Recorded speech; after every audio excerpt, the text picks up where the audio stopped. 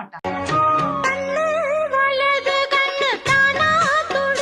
Okay. இல்ல இப்போ இவங்க கூட கண்டென்ட் பண்ண எல்லாருமே வந்து இவங்க கூட மிஸ்பிஹேவ் பண்ணவங்க தான். 100% அவ லவுட் ஸ்பீக்கர் பார்த்து என்கிட்ட பேசுறாளே.